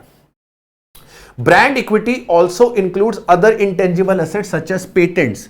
आपके पास पेटेंट्स हो सकते हैं, आपके पास ट्रेडमार्क्स हो सकते हैं, आपके पास चैनल रिलेशनशिप्स हो सकते हैं। All these fall under the brand equity. इसके बाद आता है barrier to trade. Barrier to trade का मतलब क्या होता है, दो कंट्रीज के बीच में ट्रेड का रिस्ट्रिक्शन। बैरियर टू ट्रेड का मतलब क्या होता है, रिस्ट्रिक्शन लगाना। रिस्ट्रिक्शन लगाना ऑन इंपोर्ट एंड एक्सपोर्ट। दूसरी कंट्री के साथ खरीद बेच करने के लिए, दूसरी कंट्रीज के साथ खरीद बेच करने के लिए रिस्ट्रिक्शंस लगाना। बैरियर मतलब रुकावटें खड़ी करना। तो आप देखते हो कि इंडिया के अंदर इंपोर्ट ड्यूटी बहुत हाई है। इंपोर्ट ड्यूटी क्यों लगाई जाती है, ताकि इंडिया में चीजें कम इंपोर्ट हो। इंडिया में चीजें कम इंपोर्ट क्यों हो, ताकि जो डोमेस्टिक मार्केट है वो ग्रो करे। डोमेस्टिक मार्केट ग्रो करे, उसके लिए क्या किया जाता है, इंपोर्ट्स के ऊपर ड्यूटी लगाई जाती है, लेकिन एक्सपोर्ट्स को फ्री किया जाता है। आपको पता है एक्सपोर्ट पे जनरली ड्यूटी नहीं लगती। बहुत कम ऐसे प्रोडक्ट हैं जिन पे ऊपर एक्सपोर्ट ड्यूटी लगती है। एक्सपोर्ट पे ड्यूटी क्यों नहीं लगाते, ताकि जो डोमेस्टिकली प्रोड्यूस गुड्स हैं उनको बढ़ावा मिले, डोमेस्टिक मार्केट बढ़े, इंडिया में फॉरेन करेंसी का इनफ्लो बढ़े। इंडिया में फॉरेन करेंसी का इनफ्लो बढ़े। जब आप इंडिया से माल एक्सपोर्ट करोगे तो आपके पास फॉरेन करेंसी आएगी, जिससे आपकी नेशन को, आपकी कंट्री को क्या होगा, फायदा होगा। इंपोर्ट जब आप करते हो तो आपके पास से फॉरेन करेंसी का आउटफ्लो होता है, जो कि हमारे लिए नुकसान है। तो गवर्नमेंट इंपोर्ट्स को रिस्ट्रिक्ट करती है और एक्सपोर्ट्स को बढ़ावा देती है। Something that makes trade between two countries more difficult और expensive, for example a tax on import. तो बेसिकली क्या है, रिस्ट्रिक्शंस लगाना ऑन इंपोर्ट एंड एक्सपोर्ट। इसके बाद आता है बेंचमार्किंग। बेंचमार्किंग क्या होता है कि सर हर एक इंडस्ट्री में कोई एक लीडर होता है जो चीजें सेट करता है, जो बेंचमार्क सेट करता है, और बाकी जो कंपनीज होती हैं उस इंडस्ट्री में उस बेंचमार्क को फॉलो करने की कोशिश करती हैं और उस बेंचमार्क को सरपास करने की कोशिश करती हैं। जैसे टेलीकम्युनिकेशन इंडस्ट्री के अंदर जियो ने एक बेंचमार्क सेट किया। जियो से पहले आपका जो इंटरनेट था, बेसिकली मोबाइल डेटा जो था, वो बहुत एक्सपेंसिव था। We used to spend 250 rupees for 1 GB 3G डेटा। जियो से पहले हमें 1 GB 3G डेटा मिलता था 250 रुपए एक महीने के लिए, 28 दिन के लिए। जियो के आने के बाद आपको डेली 1 GB 4G डेटा मिलना शुरू हुआ और प्लान्स बहुत सस्ते हुए। अब 250-300 रुपए के अंदर पूरे महीने भर आप कॉलिंग भी करते हो और आपको डेटा भी मिलता है और बहुत सारे OTT एप्स का भी बेनिफिट मिलता है। तो ये बेंचमार्क किसने सेट किया, जियो ने सेट किया, और बाकी जो आपकी कंपनीज है वो इस बेंचमार्क को फॉलो कर रही हैं। हर एक कंपनी ये चीज को फॉलो कर रही है सो दैट वो अपने कस्टमर को रिटेन कर पाए। अगर नहीं करेगी तो कस्टमर उसको छोड़ के चला जाएगा। Benchmarking is the process of comparing the products and services of a business against those of the competitors in a market or a leading business in other market in order to find the ways of improving the quality and the performance. An analysis of competitor strength and weakness used to evaluate the firm's relative competitive provision, opportunities or improving the success failure in achieving the such improvement. क्या कहना चाह रहा है आपसे, कह रहा है कि सर कॉम्पिटिटर की जो स्ट्रेंथ है, जो वीकनेसेस हैं, उनको इवेलुएट करना और उसके हिसाब से अपनी परफॉर्मेंस को इंप्रूव करना, अपने आप को कोशिश करना मार्केट का लीडर बनाना। इसके बाद आता है कॉन्ग्लोमरेट डाइवर्सिफिकेशन। कॉन्ग्लोमरेट डाइवर्सिफिकेशन क्या होता है, a strategy of growing a firm by acquiring other firms for the investment purpose usually little no anticipated synergy with the acquired firm. क्या बोल रहा है? कह रहा है कि सर आप फर्म्स को एक्वायर कर रहे हो, ग्रो कर रहे हो, एक्सपेंशन कर रहे हो। A strategy of growing a firm by acquiring other firms for the investment purposes usually little or no anticipated synergy with the acquired firm। मतलब जरूरी नहीं है कि वहां से आपको बेनिफिट ही मिले, जरूरी नहीं है कि आपको वहां से बेनिफिट ही मिले। बेसिकली आप क्या कर रहे हो? एक्सपेंशन कर रहे हो। जैसे मान लो कोई अगर टेक्सटाइल इंडस्ट्री है, जैसे अडानी की बात करते हैं, अडानी भाई साहब क्या कर रहे हैं? एक्सपेंशन तो कर रहे हैं। वो एयरपोर्ट्स भी खरीद रहे हैं, वो कस्टम्स को भी हैंडल कर रहे हैं, वो एफएमसीजी प्रोडक्ट्स भी बना रहे हैं। तो वो क्या कर रहे हैं? धीरे धीरे एक्सपेंशन कर रहे हैं। तो जब आप दूसरे सेक्टर की कंपनीज को खरीदते जाते हो एक्सपेंशन पर्पस के लिए, इसको क्या बोलते हैं बेटा? इसको बोलते हैं कॉन्ग्लोमरेट डाइवर्सिफिकेशन। इसके बाद आता है कॉन्सोर्टियम। कॉन्सोर्टियम क्या होता है कि सर आप कंबाइन करते हो अपने कॉम्पिटिटर फर्म्स के साथ और एक ग्रुप बनाते हो किसी एक सेट एजेंडा के साथ। A consortium is a combination of several companies working together, several companies working together for a particular purpose. For example in order to buy something और बिल्ड समथिंग। जैसे मान लो, वैसे तो मुश्किल है, लेकिन मान लो सैमसंग का और एप्पल का और आपके गूगल का कंसोर्टियम बन गया। इनका कंसोर्टियम बन गया, इन्होंने कंसोर्टियम बनाया और ये लोग किस पे काम कर रहे हैं बेटा? ये लोग मिल के काम कर रहे हैं एआई पे, आर्टिफिशियल इंटेलिजेंस पे। मतलब ये आर्टिफिशियल इंटेलिजेंस को डेवलप कर रहे हैं एप्पल, सैमसंग और गूगल। किसी पर्टिकुलर चीज को डेवलप करने के लिए, किसी पर्टिकुलर चीज पे रिसर्च करने के लिए जब दो या उससे ज्यादा कंपनीज कंबाइन होती हैं, उसको क्या बोलते हैं? कंसोर्टियम। ठीक है। अगला टर्म आता है डिस्ट्रीब्यूशन चैनल। डिस्ट्रीब्यूशन चैनल का मतलब क्या हुआ? जिनके थ्रू आप अपना प्रोडक्ट अल्टीमेट कंज्यूमर तक पहुंचाते हो, उसको बोलते हैं distribution channel. The network of the organization necessary to distribute goods or services from the manufacturer to the consumer. The distribution channel therefore potentially consists of manufacturers, distributors, wholesalers, retailers and the e-tailers, जो e-commerce है। ठीक है। तो आपका distribution channel का मतलब क्या हो गया? मैन्युफैक्चरर से अल्टीमेट कंज्यूमर तक जो गुड्स पहुंचाने का चैनल है, जो नेटवर्क है, उसको क्या बोलते हैं? डिस्ट्रीब्यूशन चैनल बोलते हैं। इसके बाद आता है फास्ट मूविंग कंज्यूमर गुड्स। क्या आता है बेटा? Fast moving consumer goods, FMCG.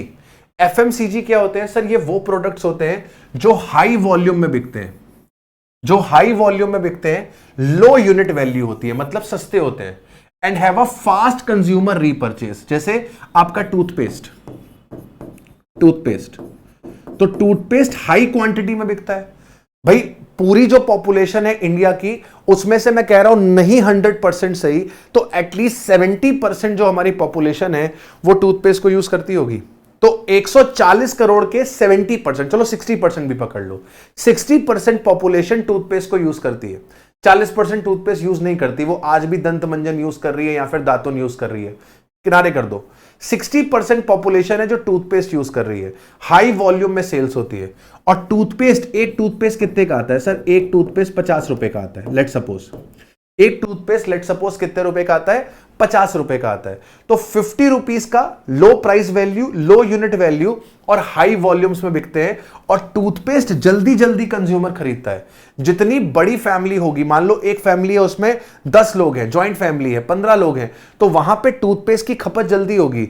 हर 15-20 दिन में टूथपेस्ट खत्म हो जाएगा, फिर से खरीदेगा। न्यूक्लियर फैमिली होगी, 4 लोगों की फैमिली है, महीने 2 महीने में खत्म हो जाएगा, फिर से खरीदेगा। मतलब यहां पे परचेज क्या होगी? फ्रीक्वेंट होगी। ठीक है। अगला आता है इंटरनल मार्केटिंग। इंटरनल मार्केटिंग क्या होती है? जब आप with in the company marketing करते हो, अपने गोल्स को अचीव करने के लिए मोटिवेट करते हो अपने एम्प्लॉयज को, उसको बोलते हैं internal marketing. The process of eliciting support for a company. Eliciting support मतलब सपोर्ट मांगना, कंपनी के लिए सपोर्ट मांगना, and its activities among the own employees. अपने ही एम्प्लॉयज से कंपनी के लिए सपोर्ट मांग रहे हो ताकि वो कंपनी के गोल को अचीव करें, कंपनी के गोल को प्रमोट करें।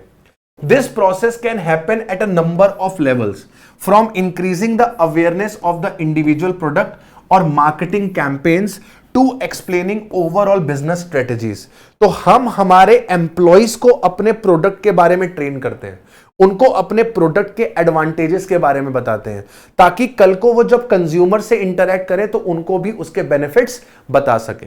ठीक है, तो इंटरनली जब आप अपने एम्प्लॉइज को अपने फायदे गिना रहे हो अपने प्रोडक्ट के, अपने मार्केटिंग कैंपेन के, तो इसको क्या बोलते हैं? इंटरनल मार्केटिंग बोलते हैं। अगला पॉइंट आता है ज्वाइंट वेंचर। ज्वाइंट वेंचर क्या होता है? जब दो या उससे ज्यादा लोग, ज्यादा कंपनी, ज्यादा फर्म्स एक साथ आती हैं किसी पर्टिकुलर टारगेट को अचीव करने के लिए, किसी पर्टिकुलर बिजनेस ऑब्जेक्टिव के लिए, उसको क्या बोलते हैं? Joint venture. जैसे मान लो एक सिंगापुर की इंफ्रास्ट्रक्चर कंपनी है, ठीक है, एक सिंगापुर की इंफ्रास्ट्रक्चर कंपनी है XYZ लिमिटेड। ये क्या है सर? ये इंफ्रास्ट्रक्चर कंपनी है। ये क्या करती है? रोड्स बनाती है, डैम्स बनाती है, ब्रिजेस बनाती है। इस XYZ लिमिटेड ने ज्वाइंट वेंचर फॉर्म करा है इंडिया में DLF के साथ। इन्होंने DLF के साथ एक ज्वाइंट वेंचर फॉर्म करा है, और ये ज्वाइंट वेंचर क्या करेगा? ये ज्वाइंट वेंचर इंडिया में गवर्नमेंट कॉन्ट्रैक्ट्स लेगा। ये इंडिया में गवर्नमेंट कॉन्ट्रैक्ट्स लेगा रोड्स को बनाने के लिए, डैम्स को बनाने के लिए, ब्रिजेस को बनाने के लिए। तो एक सिंगापुर की कंपनी और एक इंडिया की कंपनी, इन्होंने मिलकर ज्वाइंट वेंचर फॉर्म कर लिया, जहां पर ये इंडिया में गवर्नमेंट कॉन्ट्रैक्ट्स लेंगे रोड्स, ब्रिजेस, डैम्स वगैरह को बनाने के लिए। इसको बोलते हैं joint venture. A third party commercial operation established by 2 or more firms to pursue a particular market, resource supply or other businesses. It is created and operated for the benefit of the co-owners. इसमें इसका भी फायदा है और इसका भी फायदा है। ये सिंगापुर की इंफ्रास्ट्रक्चर कंपनी है, ये इंडिया की इंफ्रास्ट्रक्चर कंपनी है। जब दोनों मिलके काम करेंगे तो इंडिया में ये कॉन्ट्रैक्ट्स को ले पाएंगे, क्योंकि जो सिंगापुर की टेक्नोलॉजीज हैं, जो सिंगापुर के जो टेक्निक्स हैं इंफ्रास्ट्रक्चर डेवलपमेंट के, वो भी इंडिया में आएंगे। तो इससे इसको भी फायदा होगा, इसको बिजनेस मिलेगा, इसको भी फायदा होगा, इसको बिजनेस मिलेगा, साथ के साथ इसको कुछ सीखने को भी मिलेगा सिंगापुर की कंपनी के साथ। राइट, चलिए अगला आता है मार्केट सेगमेंटेशन। मार्केट सेगमेंटेशन क्या होता है? इसमें हम मार्केट को डिवाइड करते हैं अलग अलग कंज्यूमर्स में, मार्केट के सेगमेंट बना देते हैं। जैसे मान लो हमने यहां पर एज ग्रुप्स के बेसिस में सेगमेंट बना दिया कि मतलब सर 18 से लेकर 24 साल तक के लोग कितने हैं, 24 से लेकर 30 साल तक के लोग कितने हैं, 31 से 40 तक, 41 से 50 तक, 51 से 60 तक। मतलब हमने मार्केट को एज ग्रुप के हिसाब से क्या कर दिया? डिवाइड कर दिया। और अलग अलग एज ग्रुप को अलग अलग तरीके की एड दिखा रहे हैं अपने प्रोडक्ट को इन्फ्लुएंस करने के लिए। Dividing the consumer into the groups. आपने कंज्यूमर को ग्रुप्स में बांट दिया based on different consumer characteristics. ये किसी भी कैरेक्टरिस्टिक्स में हो सकता है, जैसे मैंने एज के बेसिस पे बताया, ये जेंडर के बेसिस पे भी हो सकता था कि मेल को अलग कर दिया, फीमेल को अलग कर दिया, या फिर हमने बॉयज को अलग कर दिया, गर्ल्स को अलग कर दिया, मेल को अलग कर दिया, मेंस और वुमेन्स को अलग कर दिया। Dividing the consumer into groups based on different consumer characteristics to deliver specially designed advertisement that meet these characteristics as closely as possible. तो जैसे हमने अलग अलग एज के बेसिस पे सेगमेंट किया, तो हर एक अलग एज ग्रुप को अलग तरीके की एड दिखा रहे हैं जो उसके पर्सपेक्टिव को क्या कर पाए? अचीव कर पाए। मार्केट टारगेटिंग क्या होता है? जब आप किसी एक पर्टिकुलर मार्केट सेगमेंट को टारगेट करते हो अपना प्रोडक्ट बेचने के लिए, उसको बोलते हैं मार्केट सेगमेंटेशन। जैसे अगर हमारे प्रोडक्ट का जो कंज्यूमर बेस है वो 18 साल से लेकर 24 साल तक के लोग हैं, चाहे वो मेन हो, चाहे वो वुमेन हो, चाहे वो मेल हो, चाहे वो फीमेल हो, कोई फर्क नहीं पड़ता। 18 साल से लेकर 24 साल की उम्र तक के जो लोग हैं वो हमारे प्रोडक्ट की मार्केट है। तो हम हमारी एड किस पे टारगेट करेंगे? उन 18 साल से लेकर 24 साल के लोगों तक। ये 18 साल से 24 साल के लोग ज्यादातर कहां मिलेंगे? सोशल मीडिया पे मिलेंगे, तो हम सोशल मीडिया एड्स चलाएंगे। ये लोग कहां पर मिलेंगे? ओटीटी प्लेटफॉर्म्स पे मिलेंगे, तो हम ओटीटी प्लेटफॉर्म्स पे एड चलाएंगे। ये लोग कहां मिलेंगे? स्कूल कॉलेजेस के बाहर, क्लब्स के बाहर, पब्स के बाहर, कैफेस के बाहर, तो हम वहां पर एडवर्टीजमेंट करेंगे। तो मतलब हम एक प्रॉपर सेगमेंट को टारगेट करेंगे कि इनको हमें अपना एड दिखाना है। Market targeting is the process of evaluating each market segment and selecting the most attractive segment to enter with a particular product or a product line. किसी एक पर्टिकुलर सेगमेंट को टारगेट करना, इसको क्या बोलते हैं? Market targeting. क्या बोलते हैं बेटा? Market targeting, right. चलिए आगे बढ़ते हैं और बात करते हैं अगली डेफिनेशन की। अगला नाम है आपका मार्केटिंग मिक्स। अगली डेफिनेशन है बेटा मार्केटिंग मिक्स। और जब हम मार्केटिंग मिक्स की बात करते हैं तो इसमें हम बेसिकली 4 पीस की बात करते हैं। जब भी मार्केटिंग मिक्स की बात होगी इसमें 4 पीस की बात होगी, एक प्रोडक्ट की, एक प्राइस की, एक प्लेस की और एक प्रमोशन की। तो मार्केटिंग मिक्स क्या है sir? Marketing mix refers to the marketing elements. मतलब कौन कौन से एलिमेंट्स की आपको मार्केटिंग करनी है। आपको प्रोडक्ट पे मार्केटिंग करनी है, प्राइस की मार्केटिंग करनी है, प्लेस की मार्केटिंग करनी है और आपको प्रमोशन करना है। 4 पीस की बात होगी। और जब हम सर्विसेज की बात करते हैं तो हमारे पास 3 पीस आते हैं। जब हम सर्विसेज की बात करते हैं तो हमारे पास 3 पीस आते हैं। मतलब पीपल की बात होती है, प्रोसेस की बात होती है और फिजिकल एविडेंस की बात होती है। तो आपके पास एग्जाम में एमसीक्यू आ सकता है कि सर्विसेज का मार्केटिंग मिक्स क्या होता है या सर्विसेज का मार्केटिंग मिक्स क्या नहीं होता है। तो आपके पास ये 3 ऑप्शन रहेंगे, इसके साथ एक और ऑप्शन आ जाएगा। तो when we talk about the marketing mix, goods के केस में 4 पीस की बात होती है, product, price, place, promotion.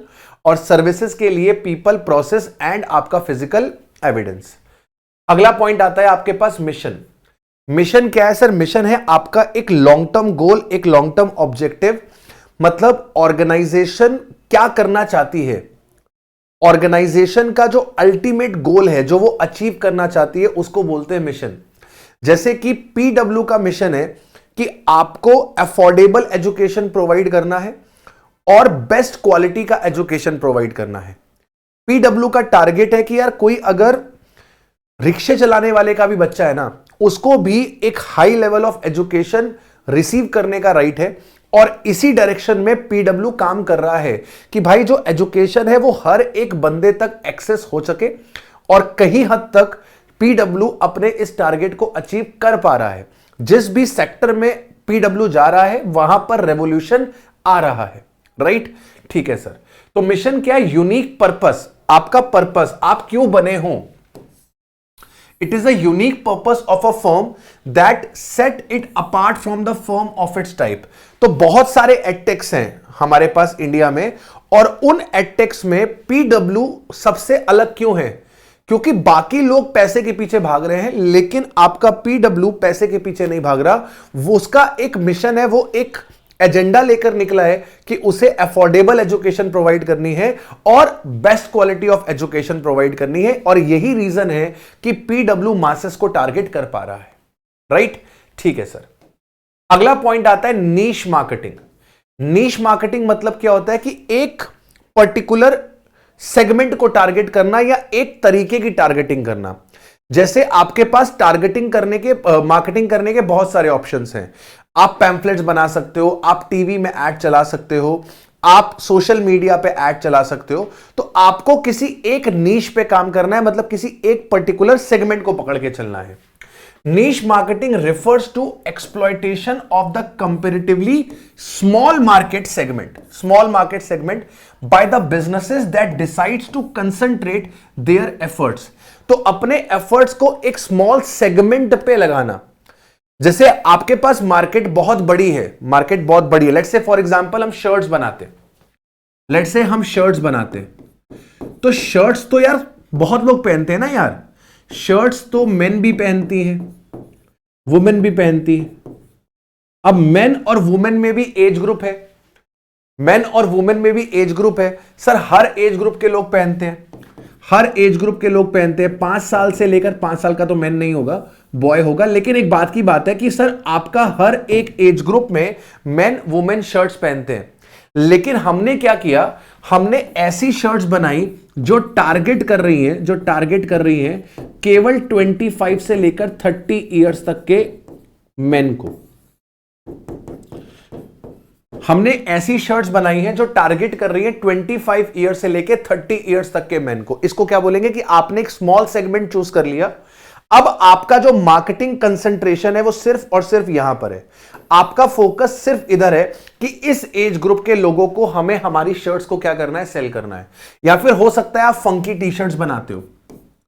Funky T shirts कौन पहनते हैं सर? जो बॉयज होते हैं, मतलब आप मान लो कि 16 ईयर से लेकर 22 ईयर्स तक फंकी टी शर्ट्स बना रहे हैं हम, ठीक है, फंकी टी शर्ट्स बना रहे हैं। तो हमने इस एज ग्रुप के लोगों को टारगेट करना शुरू किया, उनके सोशल मीडियाज पे ऐड दिखाने शुरू करी, कॉलेज के बाहर, कैफेज के बाहर, राइट, एडवर्टीजमेंट चलाया टीवी पर, ओटीटीज पर। तो इसको क्या बोल रहा है? इसको बोल रहा है कि आपने एक नीश पकड़ ली और उस नीश पे ही आप टारगेट कर रहे हो, बाकी सब चीजों को आप इग्नोर कर रहे हो। अगला पॉइंट आता है pre emptive pricing. Pre emptive pricing क्या होता है कि जब कभी भी pre-emptive pricing is a strategy involve setting the low price. आप क्या करते हो? लो प्राइस सेट करते हो इन ऑर्डर टू डिस्करेज और डिटर द पोटेंशियल न्यू एंट्रेंट। नए लोग आपके मार्केट में आ ही ना पाए, इतना कम प्राइस रखो, इतना कम प्राइस रखो कि नए लोग कभी भी मार्केट में एंटर ही ना कर पाए। क्योंकि सर जब प्राइस कम होता है तो प्रॉफिट परसेंटेज कम होती है, प्रॉफिट कम होता है, और कोई भी नया सप्लायर मार्केट में जल्दी एंटर नहीं करेगा अगर प्रॉफिट मार्जिन नहीं होगा तो। क्योंकि कम प्रॉफिट मार्जिन पे आप तब ऑपरेट कर सकते हो जब आप मासेस को टारगेट करो, और कोई भी नई कंपनी आकर इमीडिएटली मासेस को टारगेट नहीं कर पाती।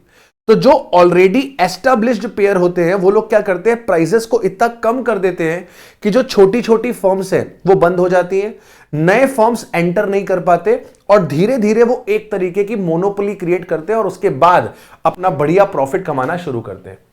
इसके बाद आता है अगला प्राइस डिस्क्रिमिनेशन। प्राइस डिस्क्रिमिनेशन क्या होता है कि आप अलग अलग कंज्यूमर को अलग अलग प्राइस पे गुड्स को बेचते हो। जैसे आपकी कोल्ड ड्रिंक की बोतल है, आपकी जो कोल्ड ड्रिंक की बोतल है, अगर आप नॉर्मल शॉप पे जाओ इसको बाय करने के लिए तो आपको जो 750 ml की कोल्ड ड्रिंक है वो अप्रोक्सीमेटली 40 रुपीज की मिल जाती है। लेकिन यही 750 ml का कोल्ड ड्रिंक अगर आप किसी मल्टीप्लेक्स से बाय करते हो, आप किसी मल्टीप्लेक्स से बाय करते हो, तो अब ये आपको 40 रुपए का नहीं मिलता, अब ये आपको 70 रुपीज का मिलता है। ठीक है, आप ऐसे देख सकते हो, आपकी जो पानी की बोतल है, बिस्लरी की वाटर बोतल है, अगर आप ग्रोसरी शॉप से इस वाटर बोतल को खरीदते हो तो यही वाटर बोतल आपको मिलती है 20 रुपए की, और यही वाटर बोतल किसी रेस्टोरेंट के अंदर आपको 40 से 50 रुपए तक की मिलती है। इसको बोलते हैं प्राइस डिस्क्रिमिनेशन, कि अलग अलग जगह पर अलग अलग कंज्यूमर से अलग अलग प्राइस चार्ज करना फॉर द सेम प्रोडक्ट। इसको बोलते हैं प्राइस डिस्क्रिमिनेशन। इसके बाद आता है प्राइस स्किमिंग। प्राइस स्किमिंग क्या होता है कि जब भी आप कोई नया इनोवेशन करते हो, आप कोई नई टेक्नोलॉजी लेकर आते हो जो और कोई नहीं बना रहा, तो इनिशियली आप उसके लिए क्या करते हो, हाई प्राइस चार्ज करते हो। लेकिन जैसे ही लोग आपकी टेक्नोलॉजी को, आपके प्रोडक्ट को इमिटेट कर लेते हैं तो धीरे धीरे प्राइसेस क्या हो जाते हैं, कम हो जाते हैं। तो जैसे आपका जो एप्पल है, उसने सबसे पहले TWS, ट्रू वायरलेस जो भी बोलते हैं, ईयरफोन्स वो बनाए जो कान में फिट हो जाते हैं ब्लूटूथ से। तो एप्पल ने इनिशियली इसका बहुत पैसा चार्ज किया, अभी भी कर रहा है, और धीरे धीरे अब क्या हो रहा है सर, लोगों ने इसकी टेक्नोलॉजी कॉपी कर ली है। OnePlus का भी आ रहा है, बोट का भी आ रहा है, और भी जितनी कंपनीज है वो अपने TWS बनाना शुरू कर दिए।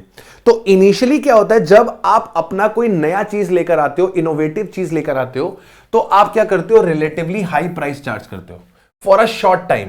लेकिन जैसे ही आपकी टेक्नोलॉजी लोग कॉपी कर लेते हैं, फिर धीरे धीरे आपके प्राइसेस क्या हो जाते हैं, कम हो जाते हैं। तो प्राइस स्किमिंग क्या होता है, प्राइस स्किमिंग होता है हाई प्राइस चार्ज करना शॉर्ट टाइम के लिए, जब आपने क्या किया हो, जब आपने नया इनोवेटिव कोई प्रोडक्ट बनाया हो।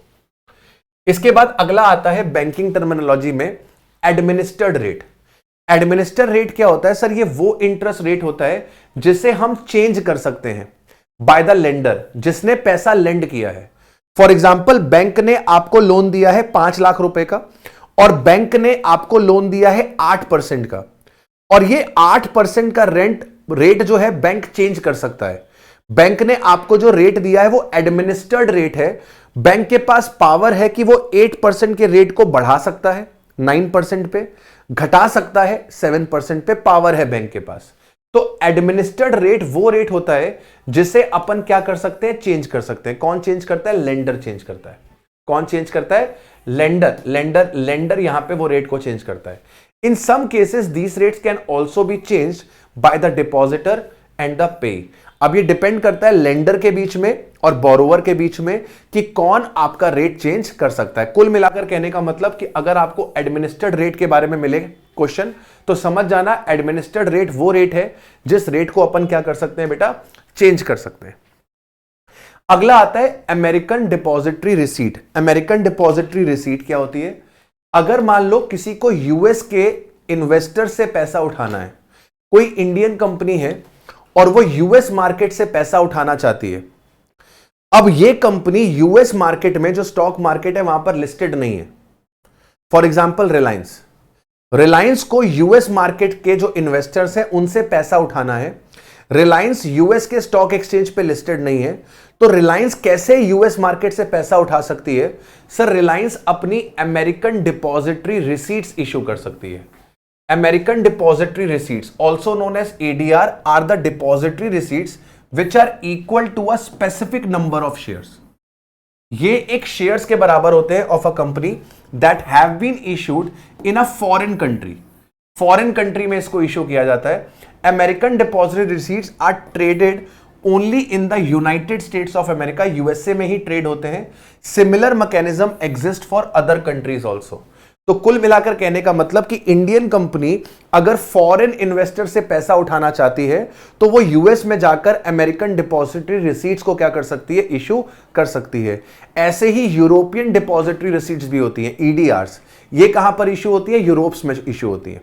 तो अगर कोई यूरोप से पैसा उठाना चाहता है और वो कंपनी यूरोप में लिस्टेड नहीं है, तो वो यूरोपियन डिपॉजिटरी रिसीट्स के थ्रू क्या कर सकती है, पैसा रेज कर सकती है। क्लियर? अगला आता है आपके पास बेसिस पॉइंट।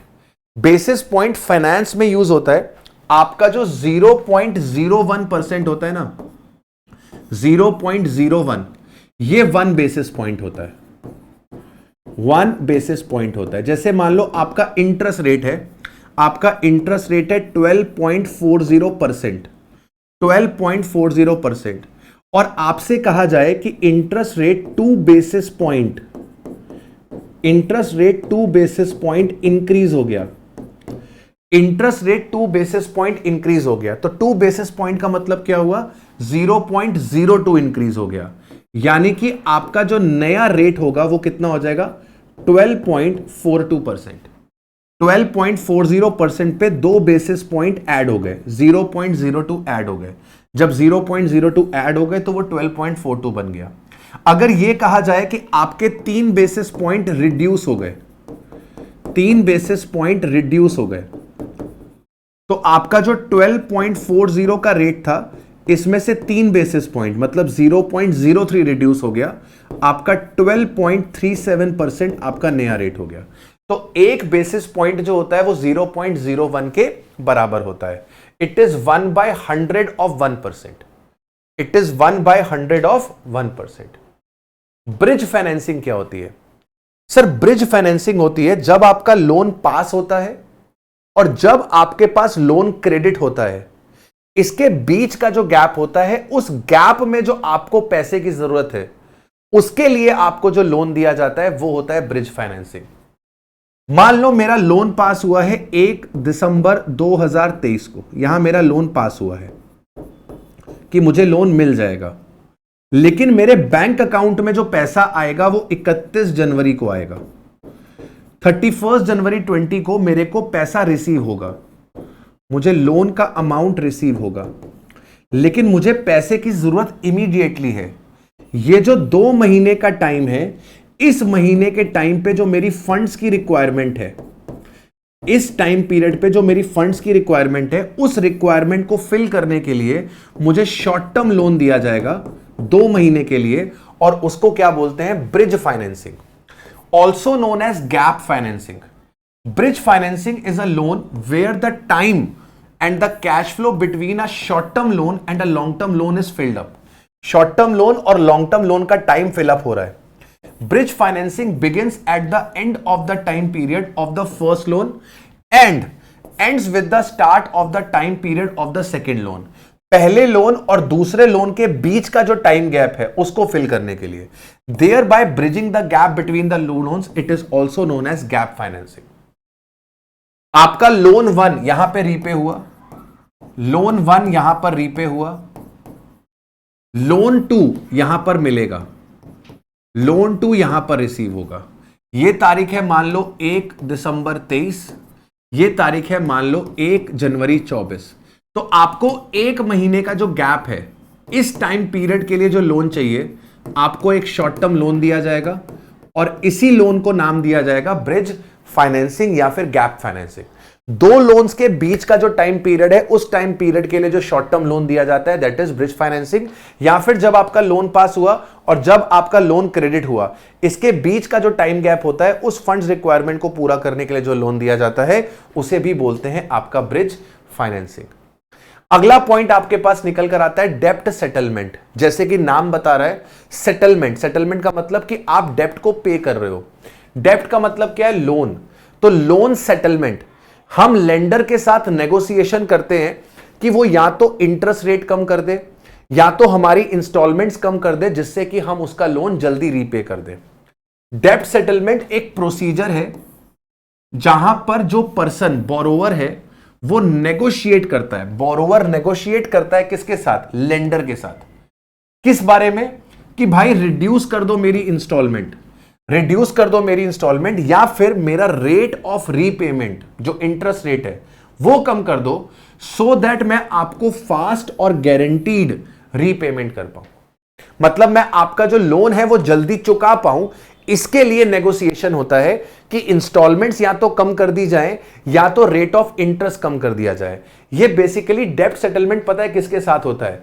जो लोग डिफॉल्टर्स होते हैं, जो लोग लोन का पैसा नहीं दे रहे होते ना, उनके लिए लेंडर क्या लाता है? ये सेटलमेंट स्कीम लेकर आता है कि भाई अगर मेरा पैसा डूब रहा है तो उसको बचाने के लिए वो क्या करता है? डेप्ट सेटलमेंट करता है। फॉर एग्जांपल, मैंने बैंक ऑफ बड़ौदा से लोन दिया और मैं वो लोन को चुका नहीं रहा था, रीपे नहीं कर रहा था, तो बैंक मेरे को ऑप्शन देती है सेटलमेंट का। वो मेरे को बोलती है कि हम तेरा इंटरेस्ट माफ कर देंगे, चल तू हमको प्रिंसिपल रीपे कर दे, या हम तेरा 50% इंटरेस्ट माफ कर देंगे, तू प्रिंसिपल और 50% इंटरेस्ट दे देना, ठीक है, या मेरी वो इंस्टॉलमेंट्स कम कर देता है, सो दैट कि बैंक का पैसा क्या हो सके?